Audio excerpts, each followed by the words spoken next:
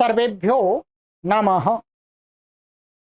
देववाणी संस्कृतं यूट्यूब चलदृश्यं प्रति भवतां भवतीनां च हार्दं स्वागतम्। मित्रों, पारिभाषिकः कक्षा संख्या 54 54वीं कक्षा को आज पढ़ेंगे।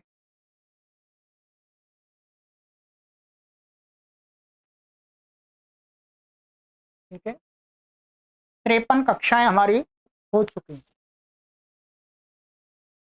चलिएगा, ओपन कर लीजिएगा पुस्तक को।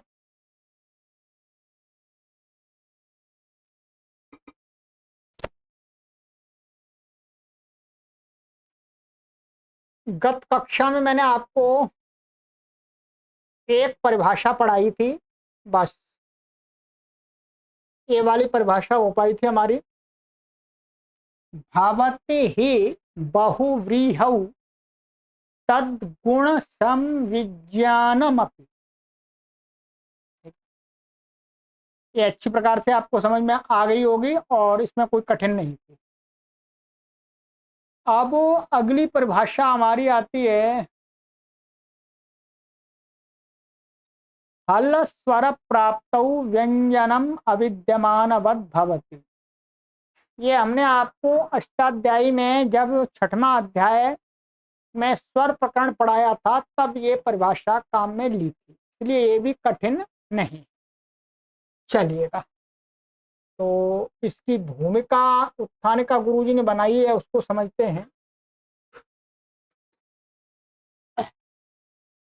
यदा उच्चैरुदात्तः इत्यादिषु सूत्रेषु उपरिष्टात् अचः इति नानुवर्तते तदा यत्र हि समासस्यान्तोदात्तत्वं विधीयते तत्र ब्राह्मण समित राजदृशत् इत्येवमादिषु प्रयोगेषु योऽन्ते तकारो अस्ति विधान सामर्थ्यात् तस्यैव उदात्तः स्यात् न च व्यञ्जनस्योदात्तत्वमिष्यते।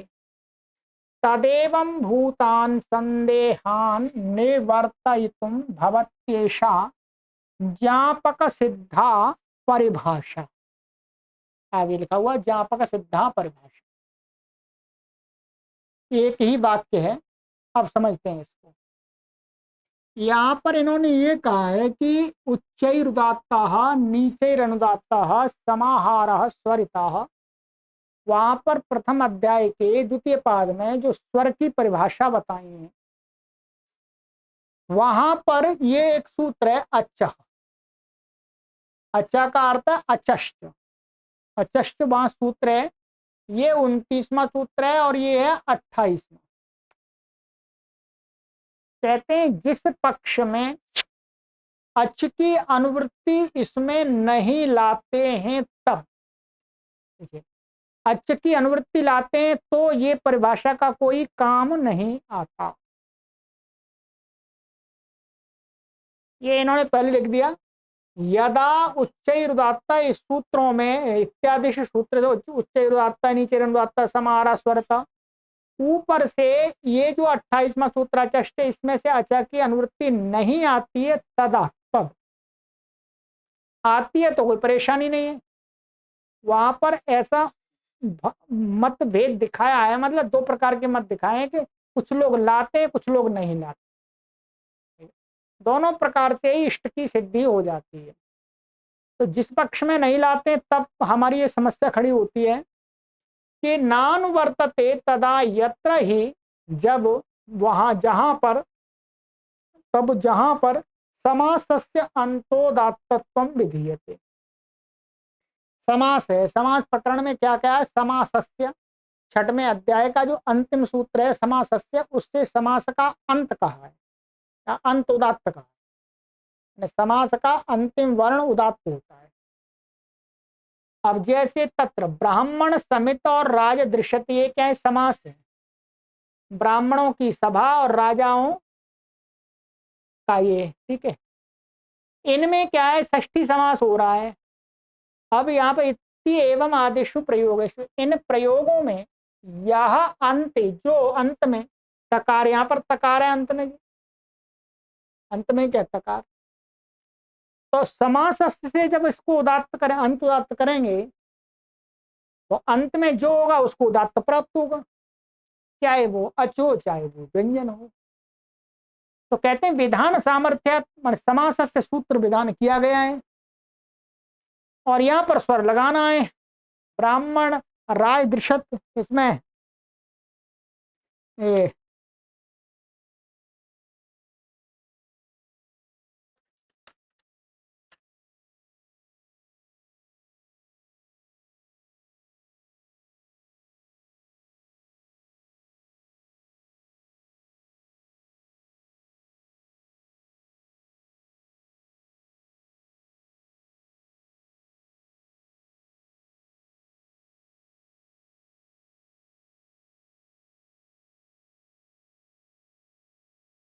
तो समास से इसको प्राप्त होता है।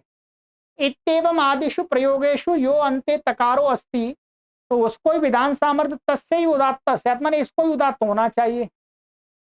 परंतु कहते हैं न च व्यंजन से उदात्तत्वमिष्यते, परंतु व्यंजन को तो इष्ट ही नहीं है करना, तो व्यंजन का तो स्वर होता ही नहीं है। उदात्त अनुदात्त और स्वरित, स्वर किसके होते हैं, अच के होते हैं, अच के धर्म में। तो इस प्रकार के संदेहों को हटाने के लिए ये परिभाषा, ठीक है। तो अब इसको बता रहे हैं ये, ठीक है।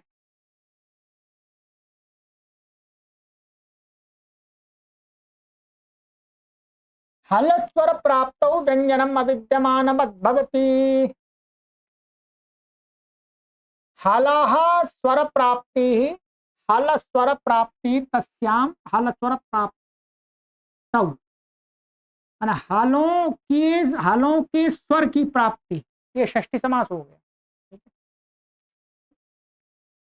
तो यत्र क्वचित व्यंजनस्य उदात्तादि स्वरः प्राप्नोति चेत तद व्यंजनम अविद्यमानवद भवति। कहते हैं जहां कहीं पर भी व्यंजन को उदात्तादि स्वर प्राप्त हो रहा हो तो वहां पर प्राप्त होता है चेत, तब क्या है, वो व्यंजन अविद्यमान मत हो जाता है, तो वो वहां व्यंजन दिखाई नहीं देता। जब भी हम स्वर करने चलेंगे तो स्वर करने में व्यंजन हमें दिखाई नहीं देगा, केवल अच ही अच दिखाई देंगे, ठीक है। ये परिभाषा बना दी। तो कहते हैं तदनेन ब्राह्मण समित इति एवं आदिषु प्रयोगेषु अन्त्यस्य तकारस्य अविद्यमान मद भावेन तस्मात् पूर्व भाविन इकारादया उदात्ता भवन्ति। तो अब जैसे यहाँ पर स्वर लगाएंगे ब्राह्मण समत क्षत्रिय दृशत, तो क्या होगा, ये त अविद्यमान मत हो जाएगा, त दिखेगा ही नहीं अंत में, है त में दिखेगा ही नहीं अंत में, तो किसको अंत में क्या दिखाई देगा, ई दिखाई देगा, ठीक है। यदि इसको करने होंगे, इसको करना हो तो फिर यही दिखाई देगा, ये और ई और ई और ये सारे अच्छे ये व्यंजन अविद्यमान न दिखाई देने के समान हो जाएंगे। अर्थात कहने का तात्पर्य व्यंजन कोई बाधा उत्पन्न नहीं करेंगे। तो अब ई को उदात्त हो जाएगा, यहाँ पर कोई परेशानी नहीं है। ये इस परिभाषा का लाभ हो गया। अब यहां पर इन्होंने इसका ज्ञापक निकाला है। ज्ञापक एक बार समझ लीजिएगा, फिर और थोड़ा सा बता दूंगा मैं। यतो नावः, ये सूत्र है 6.1.207, ये पढ़ाया था आपको, ठीक है। इत्यत्र ही अनाव इति प्रतिषेधश्च अस्याह परिभाषायां ज्ञापकम्, इसमें जो अनावा जो प्रतिषेध किया है वो इस परिभाषा का ज्ञापक है। यत प्रत्ययान्तस्य हि द्व्यचः प्रातिपदिकस्य तत्र आद्युदात्तत्वं विधीयते न चेत नौ शब्दात् परो यद भवति। ध्यान रखें, ये कह रहे हैं यत प्रत्ययान्तस्य, माने यत प्रत्यांत कोई शब्द, अच्छो यत आदि जो हमने प्रत्यय किए ना, वो यत प्रत्यांत कोई शब्द, और वो कैसा होना चाहिए, शब्द दो अच वाला होना चाहिए। दो अच वाले प्रातिपदिक को क्या कहा है, इससे यतो नाव से आद्य तत्व विधि विधान किया गया। ठीक है, वहां देखिएगा ये अपने उसमें यतो नावा का मैं उदाहरण आपको यहाँ पर दिखा देता हूँ। 6:1:207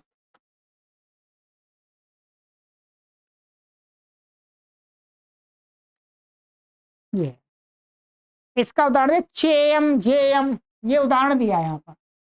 चेयम ये क्या आदि उदात्त दिया है। चेयमन ची धातु से यत प्रत्यय हुआ अचोयत से। ठीक है, तो यहाँ पर स्वर लग गया तो यत पर ये होगा न चेत नौ शब्दात परो यद भवति। ये कहते हैं परंतु नौ शब्द से परे, नौ शब्द से परे जो यत प्रत्यय है, ध्यान रखेंगे, नौ शब्द से परे यदि यत प्रत्यांत दोच वाला शब्द बनेगा तो उसको नहीं होता है। इसका अर्थ ये है, यहां पर इस वाक्य का ये टिप्पणी के द्वारा नीचे अर्थ स्पष्ट किया है कि अर्थात नौ शब्दात यति विहिते नाव्यम इत्यत्र आद्युदात्तत्वम न भवति इति भाव। नाव्यम बनता है, नौ शब्द से यत प्रत्यय ला करके नाव्यम बनता है। तो यहाँ पर ये कहते हैं वो उसका अर्थ ये है कि नौ शब्द से यता, ये भी दो अच वाला है, यत प्रत्यांत है, तो इसको आदिवात नहीं होगा, निषेध किया है।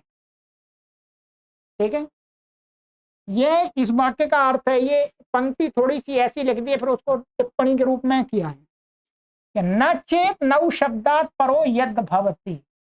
ये यतो नावत तभी लगता है कि नौ शब्द से परे यत प्रत्यय ना हो, अर्थात नौ शब्द से यत प्रत्यय को छोड़ करके अन्य शब्दों से दो अच वाला या कोई यत प्रत्यांत होगा, उसके आदि अच को उदात्त होता है।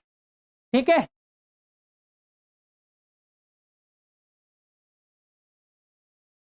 अब कहते हैं आगे, परम यावता नौ शब्दाधि यति सति नाव्यम इत्यत्र आदौ व्यंजनस्य भावात् स्वरस्य च भावात् आद्युदात्तत्वस्य प्राप्तिरेव नास्ति तत किम अनाव इति प्रतिषेधेन। अब यहीं पर ये बात ज्ञापित होती है, क्या अनाव या प्रतिषेध कर रहे हैं।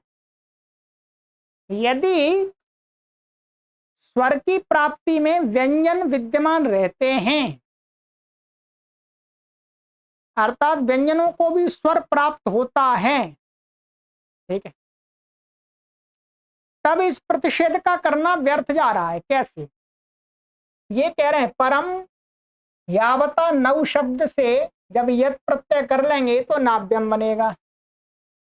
इत्यत्र आदि में क्या है, व्यंजन ना, सबसे पहले तो ना ही है जी, नए आदो व्यंजनस्य भावात स्वरस्य चा भावात, स्वर का या अभाव है। स्वर माने अच्छे है नहीं, अच्छे नहीं, अभावात आद्युदात्त से प्राप्ति नास्ति। यहां पर तो इसमें आद्युदात्त की प्राप्ति नहीं है, ध्यान रखेंगे। ये क्या कह रहे हैं वास्तव में कि अच्छा जो अच्छे वो स्वर धर्म तो अच का है, उदात्त अनुदात्त ये धर्म किसका है, अच का। अच का धर्म मान लेते हैं तो फिर यहां पर जहां आदि में अच होगा, मन यहां व्यंजन रहे वर्तमान है, व्यंजन वर्तमान दिखे, तो यहां पर तो ये लगेगा ही नहीं, ये तो आद्युदात्त करता है तो नाव, और यहां पर आद्युदात्त में ये प्राप्त ही नहीं है, क्योंकि यहां तो आदि में न है तो यहां पर प्राप्ति ही नहीं है। इसका मतलब ये बात ये ज्ञापित कर रहे हैं कि महर्षि पाणिनि देख रहे हैं कि जब स्वर करते हैं तो व्यंजन विद्यमान तो हो जाते हैं, अर्थात यहाँ ना नहीं है आदि, वास्तव में स्वर के विषय में तो आ आदि में है, आ आदि में, इसलिए निषेध कर रहे हैं। तो क्या हुआ, माने हल स्वर प्राप्त व्यंजनम विद्यमान, यहाँ पर आदि यतो नाभ से आदि उदात्त में इसको हल को स्वर प्राप्त हो रहा, तो ये वास्तव में अविद्यमान बत हो गया। अविद्यमान बत होने से क्या है, ना आ दिखने लगा, तो आ को स्वर प्राप्त होने लगेगा, तो उसका निषेध किया है, ये कहना चाह रहे हैं। तथा किम अनावा इति प्रतिषेधेन, तो अनावा से प्रतिषेध का लाभ क्या? कृतं तो ज्ञापयति हालः स्वर प्राप्तौ सत्याम तस्या विद्यमानत्वं भवति। कहते हैं किया है महर्षि पाणिनि ने अनावा इति, तो वो ज्ञापित करता है कि हल स्वर प्राप्त हो, हल के हल में हल की स्वर प्राप्ति हो रही हो तो वो अविद्यमानवत हो जाता है। ठीक है। एवं च सति अनावा इति प्रतिषेधे आद्युदात्तत्वं स्यादेव। अब इस प्रकार से क्या है, इसमें नाव्यम में आदि उदात्त प्राप्त हो रहा था इसको, ये तो हमें करना नहीं है, इसका निषेध करना है, तो इसलिए संप्रति तो प्रतिषेधनाय तस्य ग्रहणम सार्थकम भवति। अब हमें यहाँ पर प्रतिषेध करना है, इसलिए अब इस सूत्र में ग्रहण करना सार्थक हो गया। अच्छा, और बात कर लेते हैं, इन्होंने जो दिया है उसको पूरा कर देते हैं एक बार। ये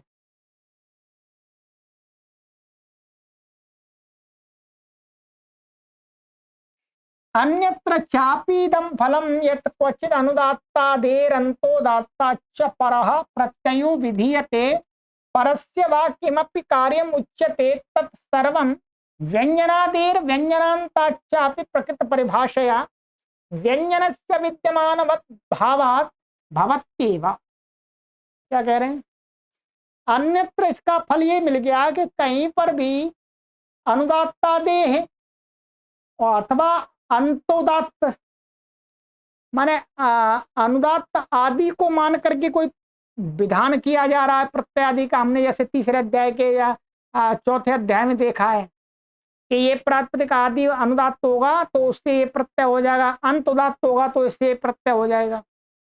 तो वही अन्यत्र क्वचित् अनुदात्तादि अंतोदात्ता च परः प्रत्ययो विधीयते परस्य वा किमपि कार्य, अथवा पर को कुछ कार्य कहा है उससे उत्तर है, अंत उदात्त से उत्तर को कोई कार्य कहा है अथवा अंत उदात्त से उत्तर प्रत्यय कहा है, दोनों को। तत् सर्वम व्यंजनादेह व्यंजनांताचापि, तो अब क्या है उस सर्व में क्या है, चाहे बेशक व्यंजन आदि में हो, जो आदि उदात्त वाला जो अच्छा वो आदि में ना हो तो भी हो जाएगा। प्रकृति परिभाषया व्यंजनस्य विद्यमानवत् भावात् भवत्येव हो ही जाएगा। जैसे यहाँ पर इन्होंने दिखाया, जैसे जैसे अनुदात्ता दे रही, यहाँ पर क्या विकार अर्थ में अनुदात्तादि प्रातिपदिक से अहि प्रत्यय का है, तो ये क्या शब्द है, कपोत है। क्या है? कपोत। कपोत ये क्या है, अनुदात्त है वास्तव में इसका आ। अब अनुदात्त देखेंगे तो आदि में तो क दिख रहा है, तो क नहीं। अब इस परिभाषा के बल से आदि में जब स्वर में देखेंगे तो आ दिखेगा आदि में, तो ये अनुदात्त आदि हो जाएगा, तो अहीं प्रत्यय होकर अनुदात्त आदेश। ऐसे ही कापित्थम बना दिया, आद्युदात्तम दिच्छन्दसी स्वरथा आदि बना लिए, तो सब जगह ये परिभाषा ऐसे काम भी आ जाएगी। ठीक है, केवल स्वर के करने में ही ये काम नहीं करेगी, स्वर को निमित्त मान करके कोई अन्य कार्य का विधान किया जा रहा है वहां पर भी ये परिभाषा काम करेगी, ये कहना चाह रहे। इतर्था ही तत्र तत्र तत्कार्यम न स्यात्, नहीं ये परिभाषा ना हो तो वहां वो जो कार्य कहें ये होंगे ही नहीं। ठीक है, ये हो गया। अब इसके आगे है यहाँ पर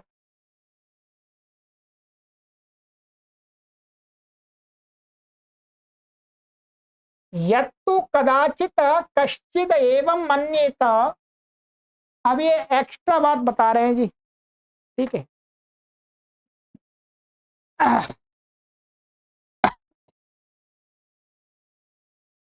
यत्तु कदाचित कश्चिद एवं मन्येत, यदि कभी कोई व्यक्ति इस प्रकार से मानता है, कोई माने कि उदात्तादयो गुणा व्यंजना नामेव सन्ति तेषां तु संयोगाद अचोपि तद्धर्माणो भवन्ति तत्तु न भवितुम अर्हति।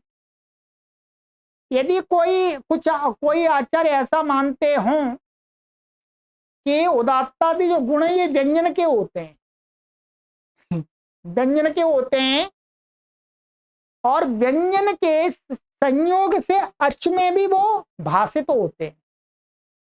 व्यंजनानेव तेषां तो संयोगात, उन व्यंजनों के संयोग से अच के अंदर भी वो धर्म आ जाते हैं उदात्तादि। तत्तु न भवितुम अर्हति, ये बात सही नहीं, ये बात नहीं कि सही है। वास्तव में उदात्त अनुदात्त स्वरित आदि धर्म तो अच के ही है, व्यंजन के नहीं है।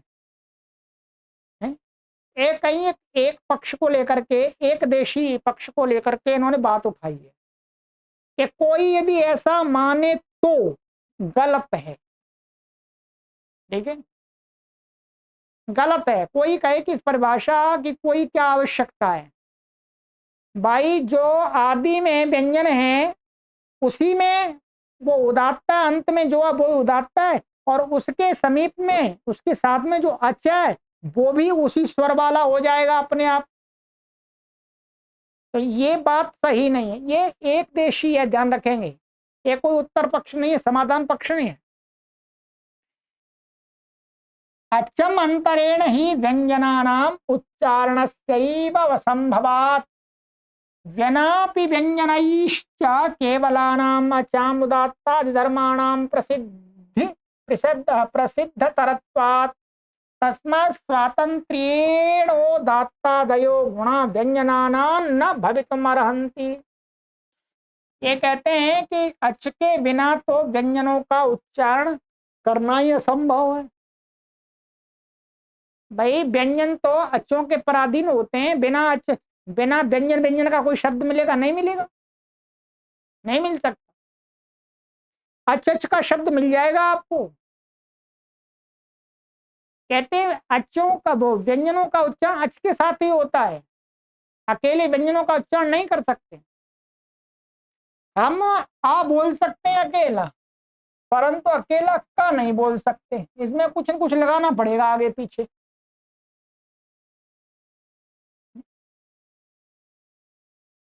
तो असंभवात बिनापि व्यंजनैश्च केवलानाम अच्छाम उदात्ता धर्माणाम प्रसिद्धतरत्वात्। और कहते हैं जो अच्छे हैं उनका तो बिना व्यंजन के उच्चारण हो जाता है, जैसे बोल दिया। और केवल अच्छों का उदात्तादि धर्म की प्रसिद्धि भी है, माने भाषा के विषय में इन्हीं अच्छों के उदात्तादि धर्म होते हैं, ये बात प्रसिद्ध है, स्वीकृत मत है। तस्मात् स्वातंत्र्येण उदात्तादि गुणाय व्यंजनानाम न भवितुमर्हति, इसलिए स्वतंत्र रूप से उदात्तादि गुण व्यंजनों के होने के लिए योग्य नहीं। तस्मात् चायमेव राद्धांतो निष्कर्ष रूपेण फलति यदा अच संयोगेन व्यंजनानि अपि उदात्तादि गुणं प्रतिपद्यन्ते यथा हि द्वयोः रक्तयोर वस्त्रयोर मध्यगतम एकम श्वेतम वस्त्रमपि किंचित रंगितमिव प्रतीयते इति। अब आपने थोड़ा एक्स्ट्रा बात लिखी हुई है, समझ लीजिए, मैं तो समझा देता हूं जी आपको। इसलिए माने यह ही राद्धांत माने सिद्धांत, राद्धांत माने सिद्धांत, इसलिए यही सिद्धांत निष्कर्ष रूप से निकलता है, फलता निकल के आता है।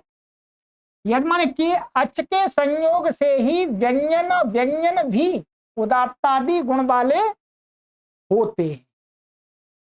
अर्थात जैसे ये था हमारा समित आया था, ब्राह्मण समित, अब इसमें ये उदात्त हुआ था, तो इसके संयोग से इसमें भी उदात्तादि गुण की प्रतीति होती है, इसमें भी वो ध्वनि आ जाती है? ठीक है। जैसे यथा ही, जैसे क्योंकि दो वस्त्र, लाल वस्त्रों के बीच में कोई एक सफेद कपड़ा हम रख दें, भाई एक लाल साड़ी इधर लटका दें, एक इधर लटका दें लाल साड़ी, और बीच में एक सफेद साड़ी लटका दें, तो क्या हो जाएगा?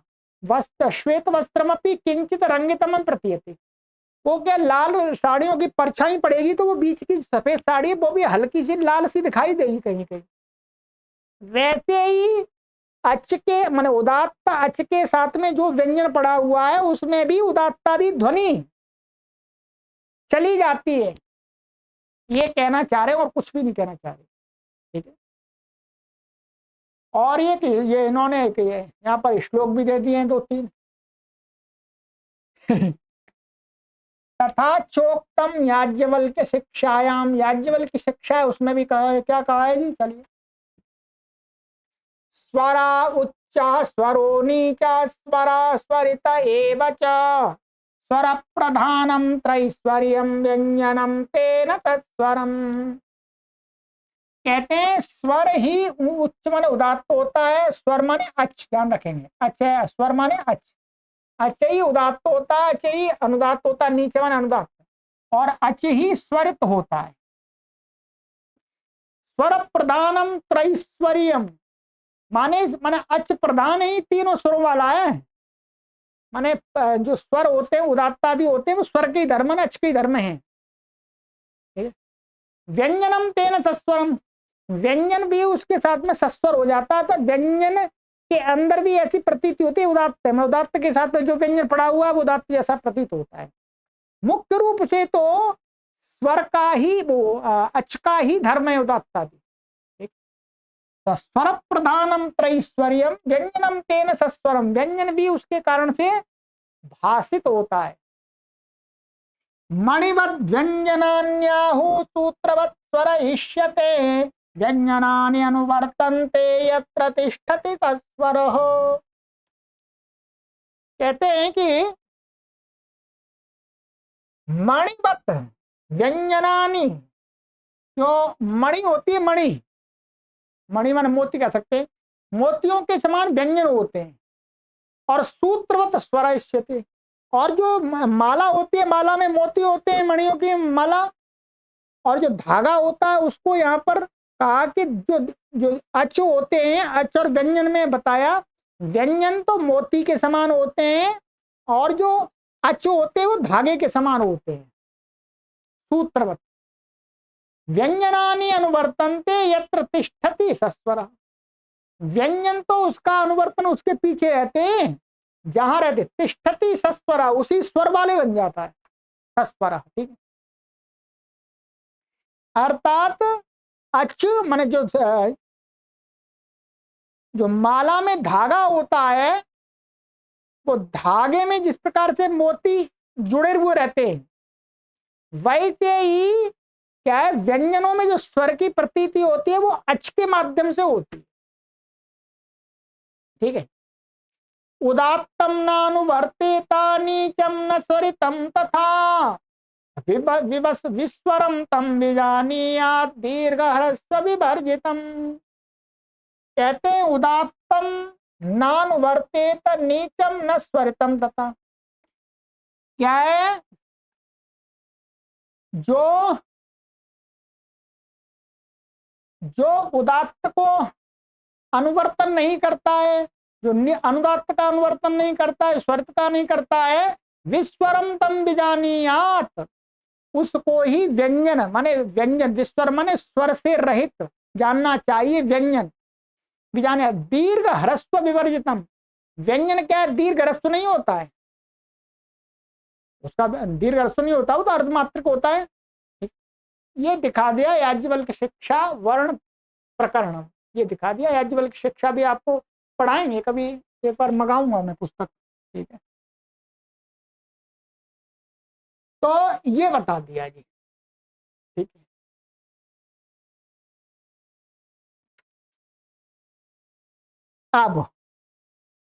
अब जो मेरे पास में ये ये दूसरी पुस्तक है। ठीक है, क्या है, दूसरी पुस्तक है, उसकी उत्थानिका से मैं थोड़ा सा आपको बता देता हूं। यहां पर जो ये बात उठाई, ध्यान रखे, आपने जो समझ लिया वो ठीक है, कोई परेशानी नहीं है। ठीक है, ये यहां पर इन्होंने जो उत्थानिका उठाई है वो थोड़ी सी भिन्न रूप से उठाई है। इन्होंने पढ़ के बताता हूँ, अभी अभी तो इसकी पीडीएफ तो नहीं बनाई हमने। कैसे? अथ विचार्यते उच्चैरुदात्ता इत्यादि संज्ञा विधाने उपरिष्टात् अचा इति षष्ठन्तम अनुवर्तते। यहाँ पर ही विचार किया जाता है कि उच्चैरुदात्ता, नीचैरुदात्ता, समाहार, समाहार, स्वरिता, इन सूत्रों में अचा की अनुवृत्ति, षष्ठंत पद की अनुवृत्ति आती है, तो ततः, ठीक है, आती है, उससे क्या होता है? उच्चै ही उच्चार्यमाणा अच उदात्त संज्ञक भवत संज्ञो भवति सचा अचा स्थाने एव। इन्होंने क्या, इन्होंने जो दिखाया है भूमिका में, इन्होंने ये दिखाया है कि यहां पर अचष्ट की अनुवृत्ति आती है, आती है। इसलिए जो उदात्त अनुदात्त आदि धर्म है वो किसके हैं? वो अच के ही हैं, अच के हैं, ये मान के चल रहे हैं पहले, ठीक है। फिर कहते हैं एवं समासस्य इत्यत्र उदात्त श्रुत्या उच्चैरुदात्ता इत्यस्य उपस्थानात् अजन्तस्य समासस्य उच्यमानः उदात्तः ब्राह्मण कम्बलः इत्यत्र एव प्राप्नोति। ये कह रहे हैं कि अब क्या होगा, जो समासस्य सूत्र है, समासस्य लगाएंगे तो समास का अंत उदात्त हो जाता है, तो अंत में स्वर मिलेगा वहां तो समासस्य उदात्त कर देगा। क्या करें? उदात्त वर्ष, जैसे ब्राह्मण कम्मला, ब्राह्मणा नाम कम्मला, ब्राह्मण कम्मला, षष्ठी तत्पुरुष समास हुआ। अब स्वर लगाया हमने तो अंत में हमको क्या मिल गया? ब्राह्मण कम्बला, लल्ला का मिल गया, तो यहां पर तो समास से लग जाएगा, क्योंकि पहले से निश्चित किया हुआ है कि जो स्वर है वो अच का धर्म है। ध्यान रखेंगे, किसका धर्म है? अच का धर्म है, ठीक है। ये है ना ब्राह्मण समित। अब जो हमने उदाहरण दिखाया ब्राह्मण समित, ब्राह्मण समित में प्राप्त नहीं होगा समासस्य। अथापि अच इति तत्र नानुवर्तते, तथापि समासस्य अलोऽन्त्यस्य नियमेन विधीयमानाः उदात्ता यथा ब्राह्मण कम्बलः इत्यत्र ये प्राप्नोति तथैव ब्राह्मण समित इत्यत्रापि स्यात्, ठीक है। तथा उदात्तो भवन स्थानांतरतम यदि लृ इति उदात्तवान अच स्यात् एवं दोषम, ठीक है। अब क्या, ये अभी एक दूसरा पक्ष भी जो यहाँ पर दिखाया था वो भी ले लिया इन्होंने, ठीक है, कि यदि अच की अनुवृत्ति वहां नहीं लाते हैं उच्चैरुदात्त में तो क्या होगा? तो फिर व्यंजन को भी स्वर प्राप्त होगा, ब्राह्मण कम्बला में प्राप्त हो जाएगा और उसमें समित में तभी उदात्त प्राप्त होगा, तक को करना नहीं है।